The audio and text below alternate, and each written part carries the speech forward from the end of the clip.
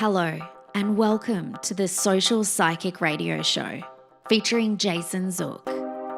In uncertain times, we must change our focus and priorities.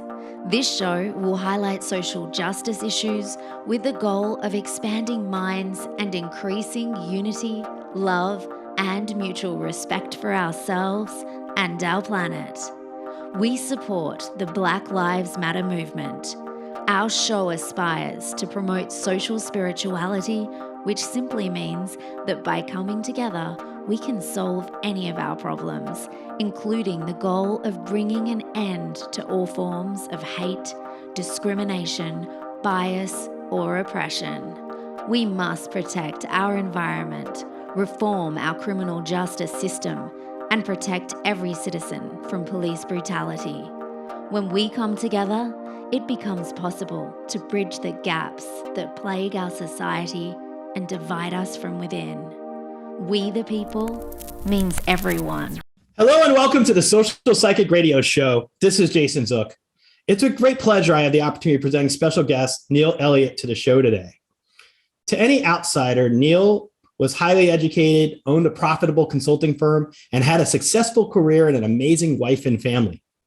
But things were not all as they seemed to be. Neil was facing a lot of challenges.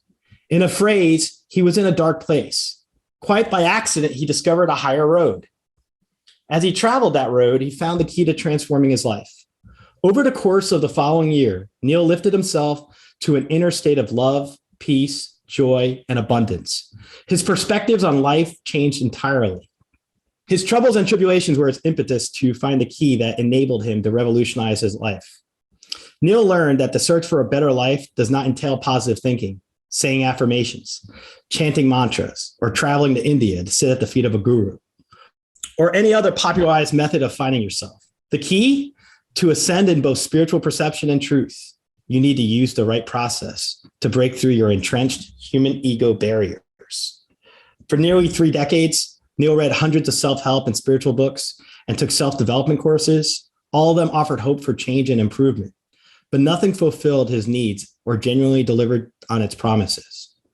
Neil's desire and his mission in life is to share the knowledge he gained and the process he used on his journey to self-awareness, together with the blueprint document he discovered that was instrumental in transforming his life. He wants to give you, regardless of your station in life, the tools and opportunity to empower yourself, transform your life, and draw peace and joy and prosperity into your personal situation and environment. Neil believes as more and more people follow his higher road to the true spiritual perfection, a new era of love and peace will be dawning for everyone around the world. It's a great pleasure. I welcome Neil to the show. Welcome to the show, Neil. Thank you, Jason. It's a pleasure to be here, and I'm excited about our conversation today. Me too. I love that I just said in your intro that you went through a process, and I've done something like that myself, where you take self-help courses, you read books, the mantras, the meditation, positive affirmations. I still invest in all that stuff. But I want to ask you, from your journey, what do you find was the most pivotal moment of your journey that really helped you to transform your way of looking at the world around you? In short, I drove myself into an extremely deep depression. I was despondent. And I was asking myself questions like, what's the purpose with life? I worked hard. I earned a lot of money. I spent a lot of money and couldn't seem to get ahead. And even though my wife and we had great vacations, she's from Germany, and we'd go to Europe and do these fantastic vacations and have fun. Internally, I was just getting more and more depressed. And I brought myself to the brink of suicide. It's a little story around that, but essentially there was some information that came to me about a week before I sat down to craft my suicide note. And I was planning my suicide, being an engineer. I had it planned out, and I was going to do it in about 3 months, make sure my wife was financially going to be okay, say goodbye to my family and friends without them knowing what I was going to do. But this information had arrived about a week earlier, and it promised to liberate me from my thinking if I studied it and read it. And so I thought, well, okay, I'll set that date of pulling the trigger on the suicide, off to the side a little bit, push it out, and I'll start this material. It's more of a process than just this material or what I'm going to say right now. But a year later, I woke up and my depression was entirely gone. I was just full of love and peace and joy. And I had a new outlook on life, and I had a verve for life. And I wanted to share this process I had gone through from the rooftops.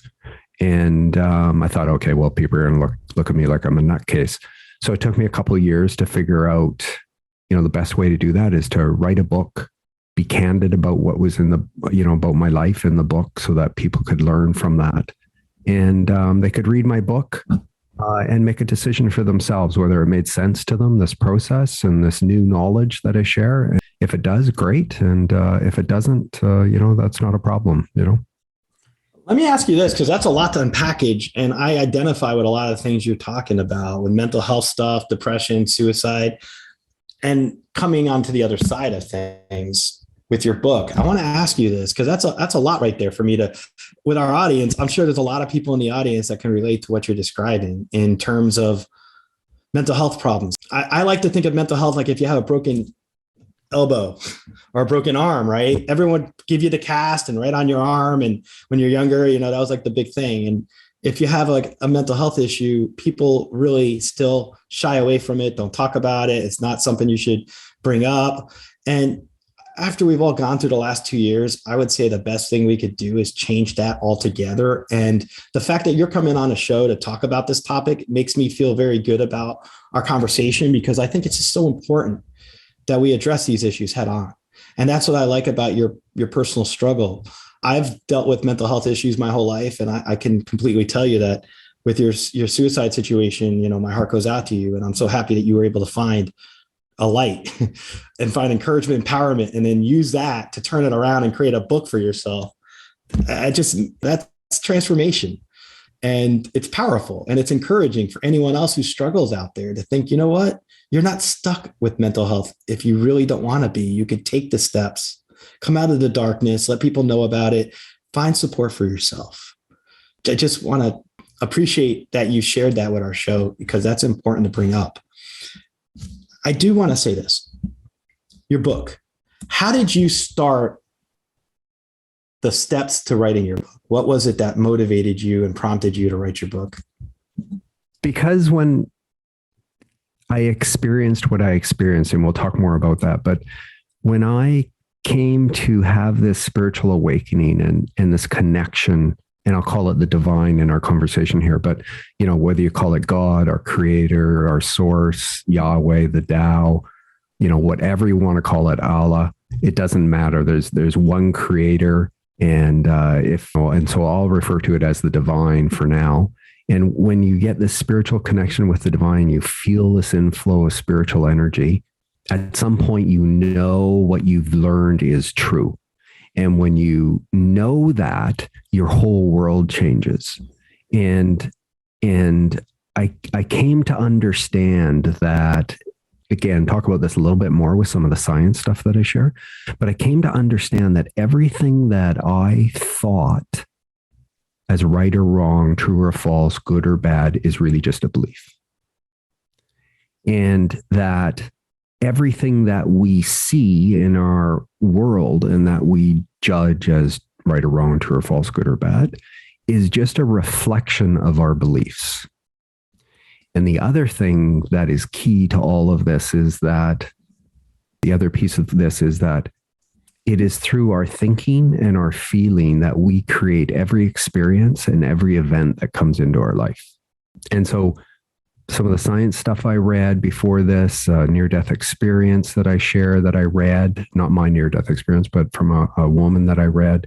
And then the rest of this process, I offer new information for people that to me made total sense, because it was rational, it was logical, it was based in science, and it enabled me to bridge this gap between spirituality and science.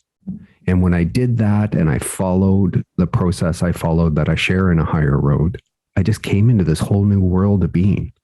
And it is, for lack of a better word, we don't have the human language to describe it. It is magical. It is truly divinely inspired. It is magical. I have mutual and reciprocal communication with our creator all day long. And I just have to sit and be silent and quiet. And I can feel that inflow of energy and direction. And it's what we're here to do. We are not here to please God. We are here to express God. And God is unconditional love. And so I'm giving you like a lot of things here that it's like, well, how does that even make sense? And we can talk about that. It makes total sense to me, since I'm spiritual and I'm a psychic medium, and I pick up on the deceased loved ones all the time. And I can tell you, I've also had a near-death experience, and I was under anesthesia, and I felt unconditional love, a wave of it wash over me. And words, you're right, words can't describe the adequacy of the spiritual moment, because it's like trying to describe, I'll try to use this real easily, trying to think back in 1950s, like, not dating me because that wasn't me, but like my parents are in the 50s, right? Growing up as a kid, and they had black and white TV, and now we have like 8K. You can't compare the two. We're not meant to, but the spirituality in it can definitely give us the opportunity of appreciating it when we see it. And so when you have a spiritual awakening, it becomes one of those things where it gives you an opportunity to realize that, and I always say this all the time, and you'll probably agree with this, that we're spiritual beings living in a physical world. And so for me, that's pivotal. That's important to kind of separate those things. But I like the fact that you're taking your background as an engineer and then going through the process of understanding spirituality in the light of that, from the framework of that. And I want to ask you, son, when you decided to do that, I know it's probably instinctive after you went through your experiences. Did you ever realize that your engineering background would give you a unique perspective on looking at all this stuff from the spiritual lens? No, I didn't. I had no concept that it was even going to be helpful in something like that. But today, now that I know what I know, I can, share this with people. And it's stuff that, we don't have to get into mathematical calculations and things that engineers do. It is concepts and understanding that we all know today, that things that we know today in science that we didn't know 100 years ago, 200 years ago. And it's those kinds of concepts that people can understand and see, because we get the technology out of these things that enable us to better understand creation. And the information I share what was before the Big Bang, what happened at the time of the Big Bang, the impetus for the Big Bang, what happened at the time of Big Bang, how creation came about, and then how we use the tools of electromagnetism to create everything that we see and everything that surrounds us that we view as solid. It's knowledge that, it takes time to actually absorb and fully understand and come to realize what it is. The spiritual words of enlightenment cannot be fully comprehended by the human mind without going through a process to get to a deeper level and a higher frequency of consciousness. And when you do that, you start to be able to understand this material more easily. And it's a simple process. It does take dedication and practice, but anybody can do it. And I'm a testament to that, because, I'm an engineer. If I can do it, anybody can do it. I want to get into your book a little bit, and I want to ask you, what are the key concepts of your book in A Higher Road, and how would we apply them to our lives at any stage? Yeah, so let's talk a little bit about the structure of the book, and then we'll get into some of the information around it. So I've constructed the book in 5 parts, and my recommended way to read A Higher Road is to read it from cover to cover, understand the process in its entirety, and then make a decision for yourself whether it's something that makes sense to you. And if it does, then go back and either start with some of the science material I share, or if you're familiar with that, you can start directly with step 1. And then just go through it methodically. And this new information that came to me. And so I can say this now, that what was happening to me was a foundation to open my mind, was coming to me through some books that I read, and I share these. And it helped me grasp and understand and come to a new concept of consciousness. And so my mind opened up with how I thought about consciousness. And then I embarked on this new blueprint document, I'll call it. I gathered all this material together And I offer it to people for free once they've read A Higher Road and decide they want to embark on this process. And that material then did this final bridge between science and spirituality for me and gave me the rest of the process I needed to go through to have this spiritual awakening, and then deepen in this as I've carried on with it. So the book is constructed this way. Part 1 is an overview of what you're going to learn.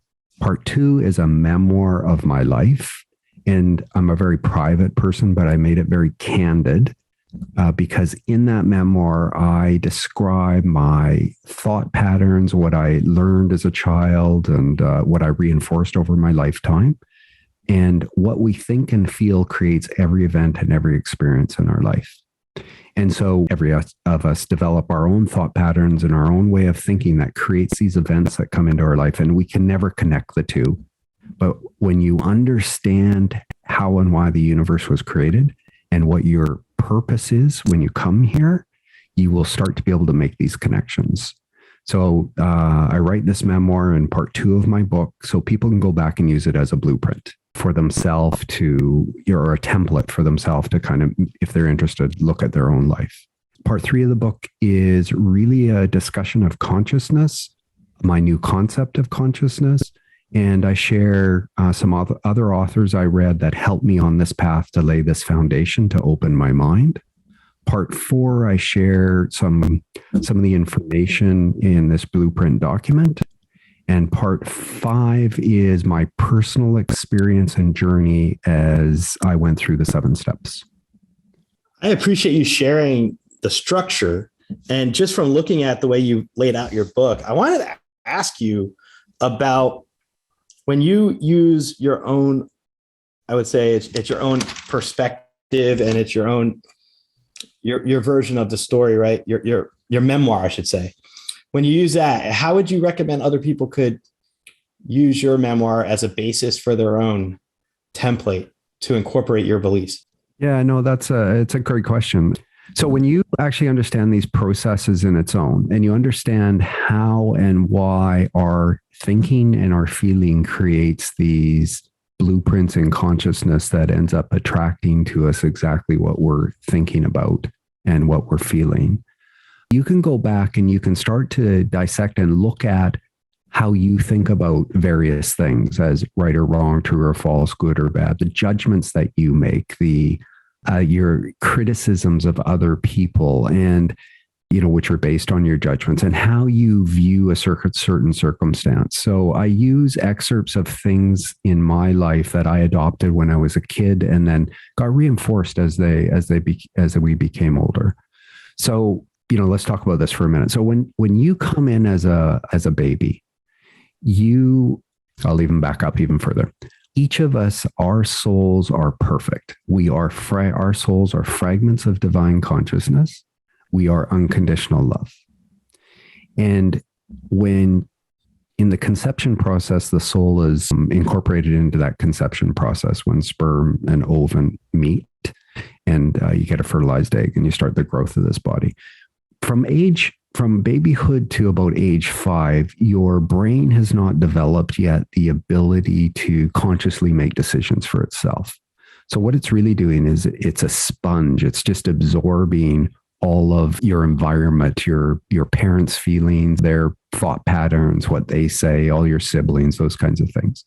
And you are starting to shape how your beliefs in this process. So you come in with some things, we'll talk about soul and soul evolution too, but you come in with some things that you haven't dealt with in a previous life.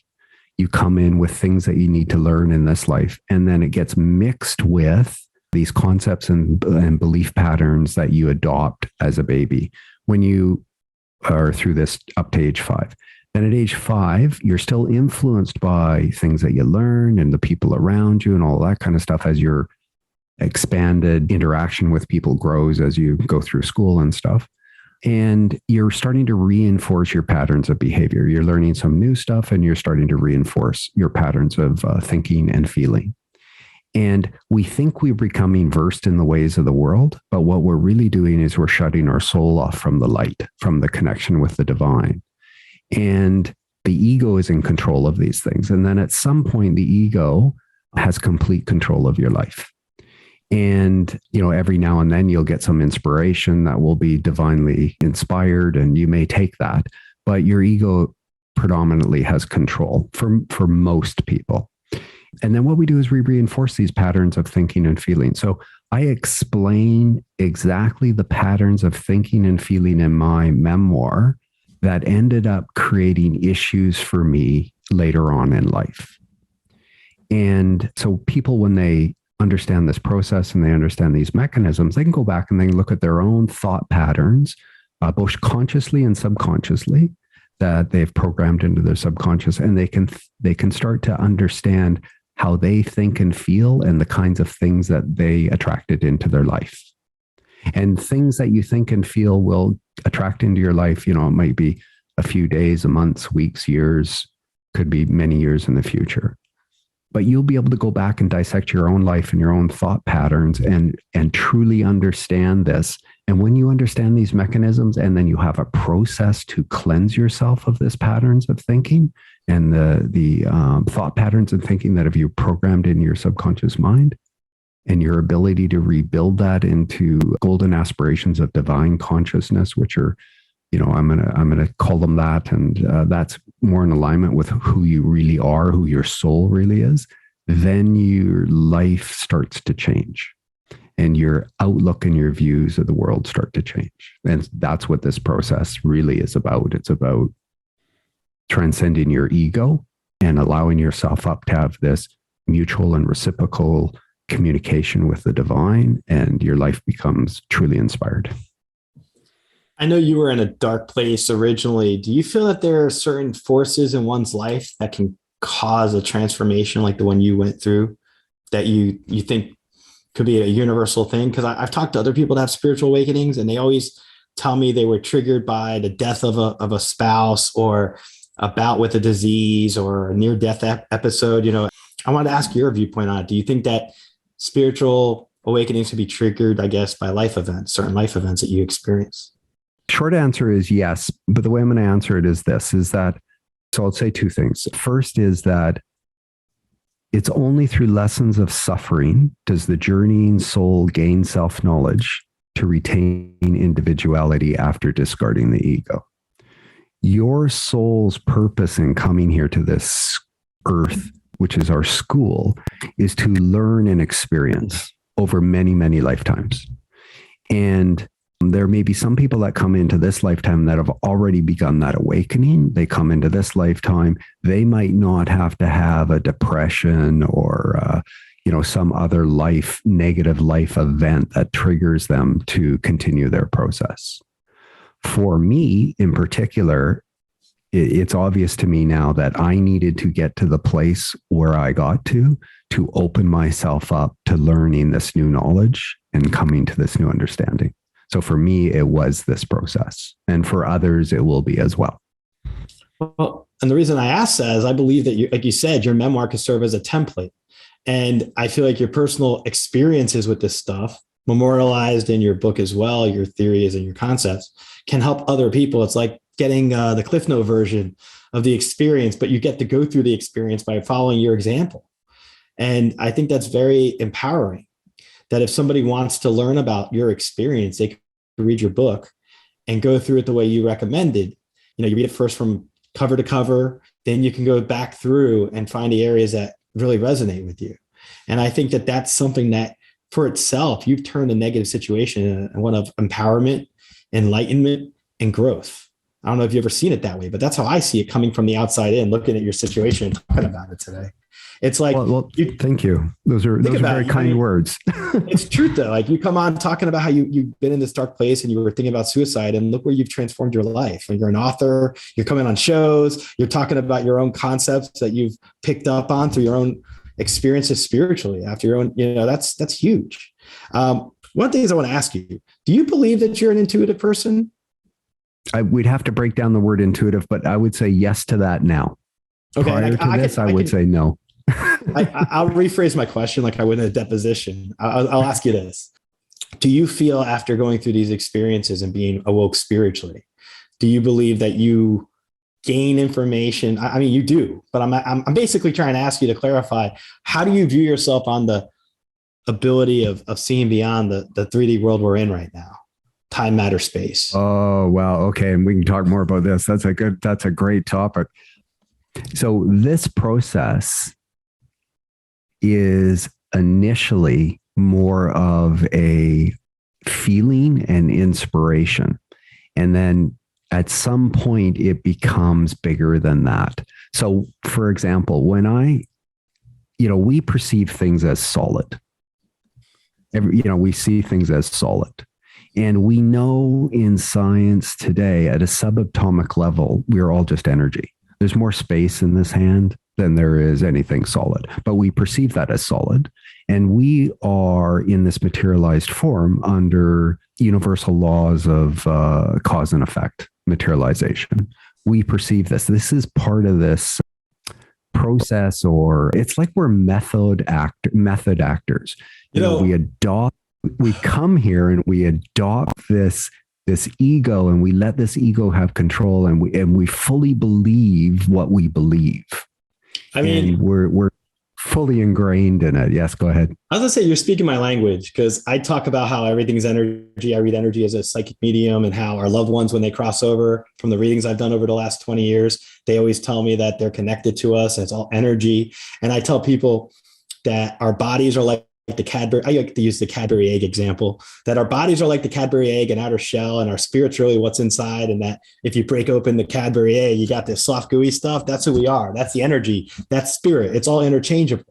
And that human knowledge hasn't been able to rise to the level of understanding how the spirit transcends yet, because you don't have that many people that have gone on to the other side to come back and beam here and tell us. There's different theories, but I can tell you, at least from my belief, that we're going to pick up, science is going to catch up with this stuff in the next 20, 30 years. Mark my words. There's going to be devices that pick up on your spirit when it leaves the body. I believe that. I've had premonitions of that.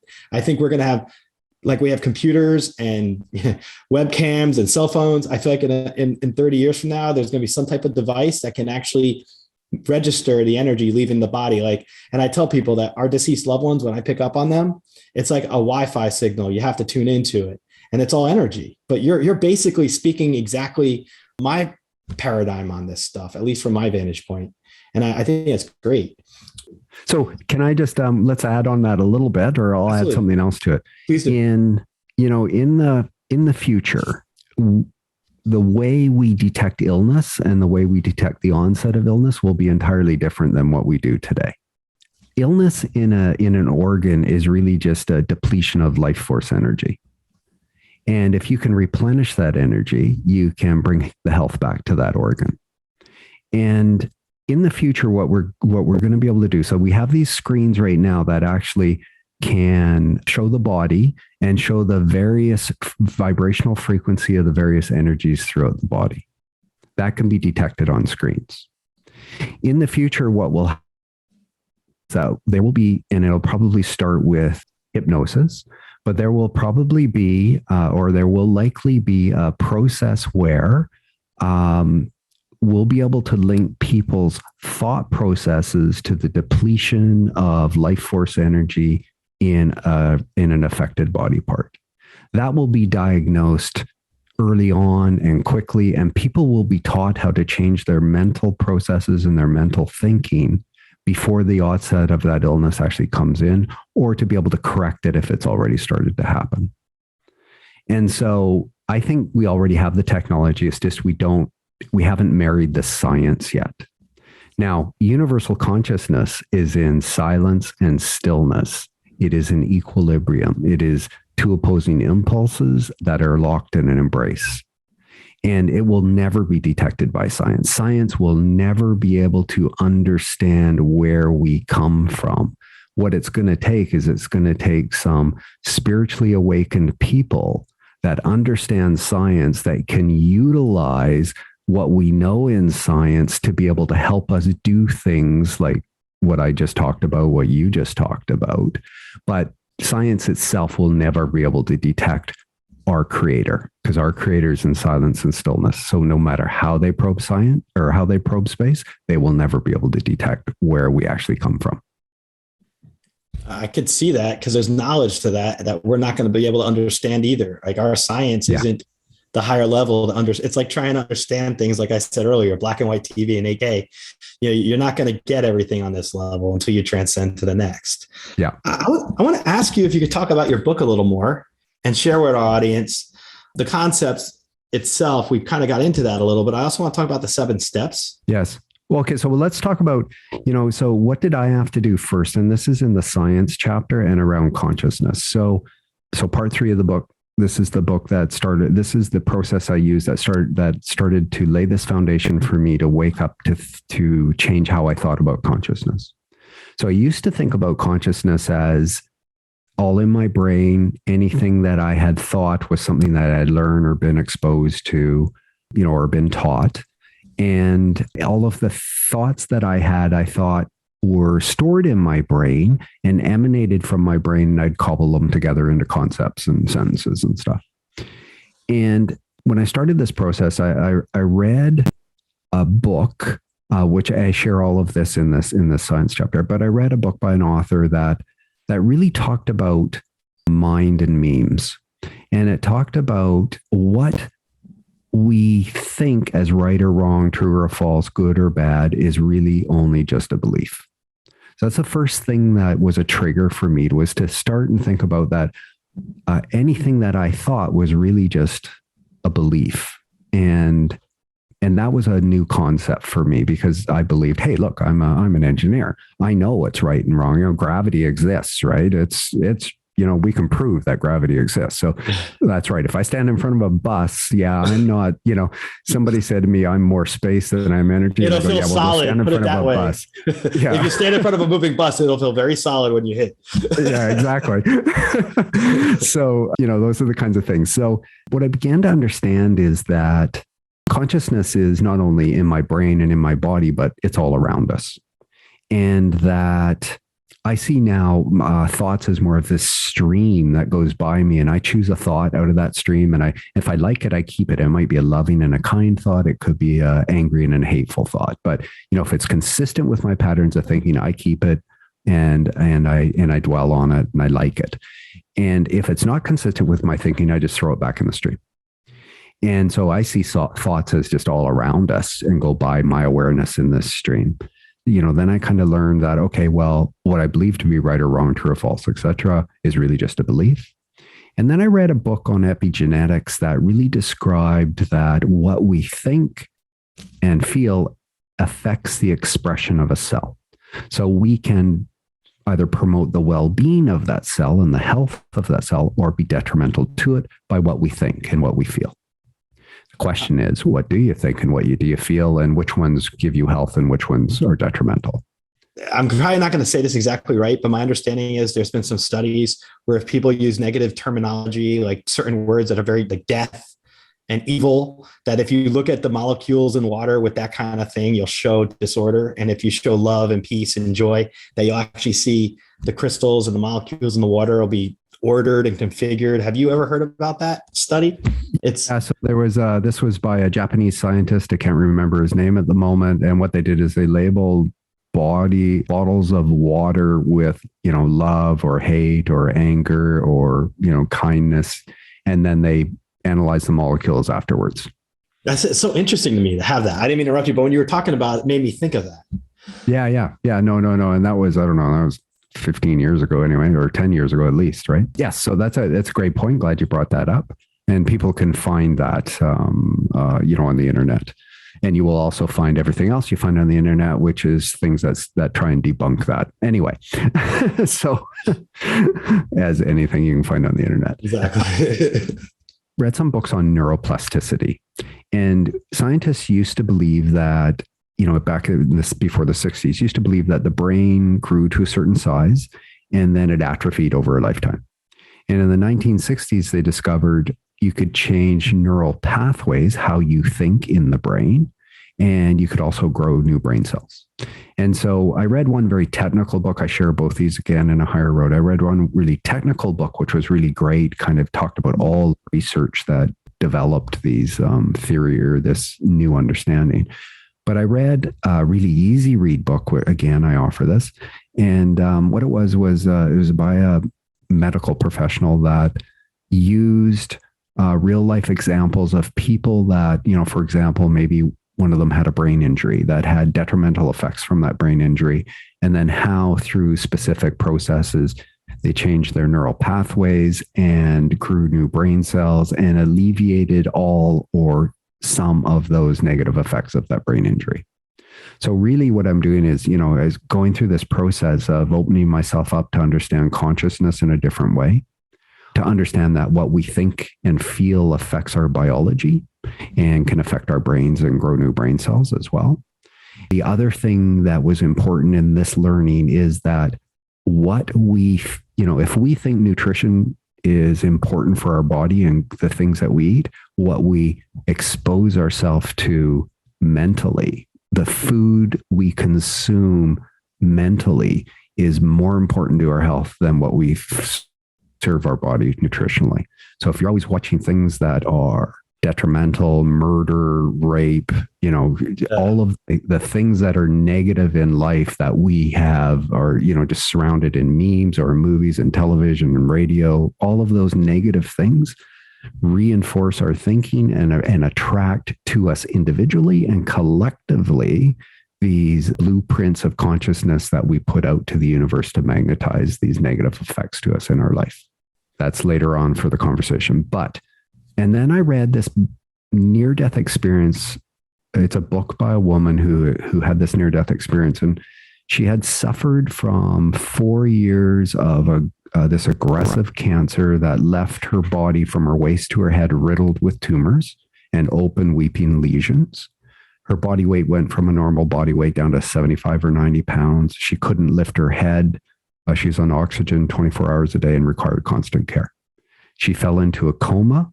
Was rushed to the hospital, and the admitting physicians told her husband and family that she wouldn't make it through the night. She woke up 24 hours later and declared she'd be okay. And within 2 weeks, they couldn't find a trace of cancer in her body. So this is all, again, medically documented in the hospital about her spontaneous remission. And, they can't explain it, but it happened. And what's important in that is in her book, she described what happened to her in that 24-hour period when she was in this coma and the experiences that she had while she was in that coma. And then she brought back certain messages. And, she's brought back messages of, we come from love, we return to love, we're not judged after we die. And she felt like she was becoming part of everything in the universe. So her concept was that, for example, that consciousness is in everything. And I'm going to have a different statement for that a little bit later here in the conversation. But that was her concept, is that, consciousness is in everything. So those things, that to me, when I read that book, it was believable to me. And it was, documented. So that's good as an engineer. Okay, it's documented in the hospital records. So it's believable. Her description sounded right. I didn't really understand it, but it was believable.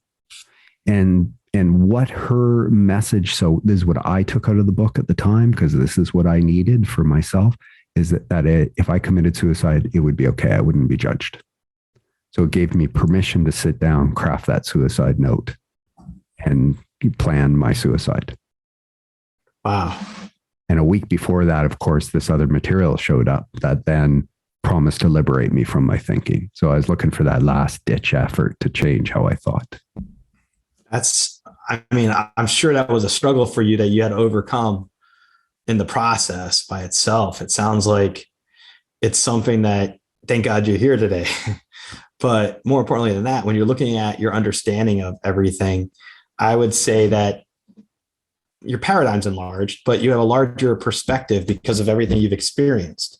And when you look at your personal story and your own challenges, what would you say to someone in the audience who's struggling right now through something they think, maybe it's a divorce, maybe it's their own mental health issues, maybe it's something that maybe they had COVID and they're a long hauler or something? What would you say to them based on your personal experiences and your own transformation? Great question. I would say no matter whether you're, so this is a phrase that's actually in my book too, no matter whether you're ill or healthy, happy or depressed, living on the street or in a mansion, you can transform your life. And I use the word transform because as humans, that's what we think we're doing. But in reality, what we're doing, and you'll understand this when you read A Higher Road and if you follow the 7 steps, we're not really transforming our life because our life is our soul. There's nothing to transform. It is perfect. What we're doing is we're stripping away the bondages of the ego and we're allowing our soul to express itself. And so my message of hope for people that you mentioned that may be in a bad place or a bad divorce and are feeling pretty let down by life is that if you can actually go through a process, understand this knowledge, learn this new knowledge, and then have this very specific process you go through, you can totally change your life. On top of that, you can empower others. Once you figure out the equation of your own existence, I feel like you become then an amazing go-by for other people, right? Like your memoir, for example, or like my story, when I tell people what I've been through in my life, I feel like other people can latch into that. Even from listening to this episode during this interview, they'll feel inspired by what you're talking about and be able to connect to it, relate to it. I think that's part of our shared human experience itself, but it also, I think, reflects, as I said earlier, that we're spiritual beings existing on a physical world. I have spirituality every day in my life because of my own intuitive stuff that I do. And my perception of everything is just so different than it was even 5 years ago. I will say this, everything that you're talking about in terms of A Higher Road and just your processes and everything, it lines up with what I believe too. I believe when you have the ability to go through a inner process and you grow from that process and you get outside your comfort zone, you in turn evolve and you will expand. And that's what this sounds like. It's a metamorphosis of the spirit and soul while living on the earth. And we're in school during our lifetimes. And I believe that too, that we struggle for a reason to gain wisdom so that we can go back to where we come from a little more informed. And so absolutely. And I agree with everything you've just said. Well, I think we're speaking the same language. It's fun to have somebody come on and talk about the same concepts that I feel very strongly about, because I think our audience needs to have different examples of people who are going through these processes one-on-one, your own trench. And it's important to be able to give examples to people so that they can read, understand it, relate to, and connect to it. I know we're running low on time, but I want to ask you this. If our audience wants to contact you, how would they go about reaching you? And I'm also going to have your information on our show notes, but I like to. It's on my website, really. So, the book is A Higher Road, Cleanse Your Consciousness to Transcend the Ego and Ascend Spiritually, a 7-step process to inner peace, joy, love, abundance, and prosperity. It's by D. Neil Elliott, and the website is dneilelliott.com. So DNEILELLIOTT.com. All of my social media is on there. The book is available on Amazon or through the bookstores in all your favorite formats of, hard copy, paperback, or ebook, Kindle, Apple, Nook, Kobo, those kinds of things. So, yeah. Excellent. Neil, I want to thank you for coming on the show today. And I really appreciate you sharing your personal, to have the courage to share your vulnerabilities and then taking that and empowering yourself and others. That's a superpower right there, in my opinion. I thank you for coming on and being so open and just being able to express this. These concepts are so important to share, but a lot of people get hung up on them. They don't understand them. They don't perceive them. And you've been able to break that down and simplify it. And you've used your engineering background to break the Rubik's Cube of it, I call it. Like, I think that's great.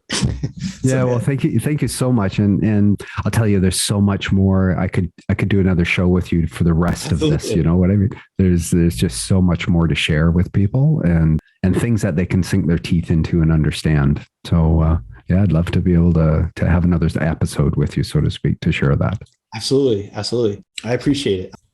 I just want to thank Neil Elliott for coming on the show today and sharing his personal experiences with spirituality and being able to transform your life from a dark place to one filled with abundance in so many ways. And a lot of us overlook. And I think we really need to appreciate more when someone can be vulnerable and share that vulnerability as a means to helping inspiring others. I definitely think you need to check out Neil's book, A Higher Road. It's something that I believe you're going to really enjoy checking out and reading about. And keep an open mind. As I've always said before, it's important to expand your perspective and do so in a way where you try to find what you're comfortable with. The way that Neil did self-improvement courses and read books, and then he had his own experiences. And obviously life itself is the one road we're on, but there's a higher road involved, and you can learn a lot to liberate yourself from human ego barriers that might be deeply entrenched in yourself. And to find abundance, sometimes you got to do the extra work. And that's what I think this entails. And I challenge everyone in the audience to become more aware and spiritually awakened, because when you do that, you will understand a lot more about why we're here and our purpose and meaning. So check out A Higher Road. Check out Neil's website, www.theneilelliott.com. And I'm just really happy to have this kind of show on, this kind of topic on the show, because I like to talk about healing modalities. And I think one of the healing modalities we need is to be able to gain awareness and understanding. And so I'm very happy that we had Neil on. Keep tuning in. This is season 5. We're going to have a lot of interesting guests on the show. I really appreciate everyone supporting the show. Thank you so much for tuning in. Stay positive, because when you're positive, anything's possible. Thank you. Thank you for listening to this episode of the Social Psychic Radio Show. Don't forget to join us for another episode next time. If you enjoyed the show, we'd love for you to subscribe, rate, and give us a review on iTunes. You can also check us out on Facebook, and don't forget to visit the Social Psychic YouTube channel. Until next time, it's a big world out there. Keep an open mind, embrace your paradigms, and know that the universe is always yours to explore.